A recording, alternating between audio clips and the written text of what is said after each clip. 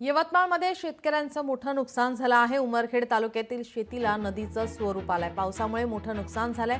शेतकरी हवालदिल झालाय। मुसळधार पावसामुळे शेतकऱ्यांचं प्रचंड नुकसान झालंय। उमरखेड विधानसभा मतदारसंघातील सुकळी या गावाला लगत असलेल्या शेतामधून मोठ्या प्रमाणात पाणी वाहत आहे। शेतीला नदीचं स्वरूप आलंय। शेतीमधून अक्षरशः मोठ्या नदीप्रमाणे पाणी वाहतंय, त्यामुळे शेती मोठ्या प्रमाणात बाधित झाली आहे। अशी दयनीय अवस्था सध्या उमरखेड मतदारसंघात दिसून येते। या संदर्भात आमचे प्रतिनिधी संजय राठोड यांनी आढावा घेतलाय।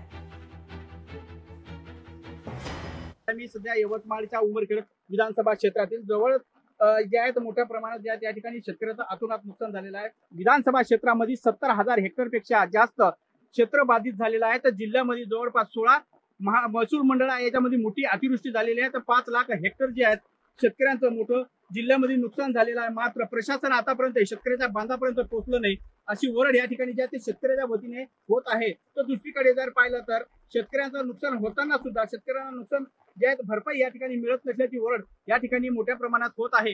शेतकऱ्यांना दिलासा मिळण्यासाठी प्रशासन शेतकऱ्यांच्या बांधापर्यंत नव्हे तर घरापर्यंतही पोहोचलं नाही, अशी ओरड होत आहे।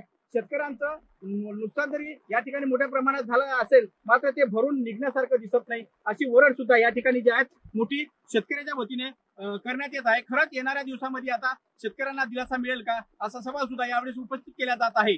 संजय राठोड, लोकशाही मराठी।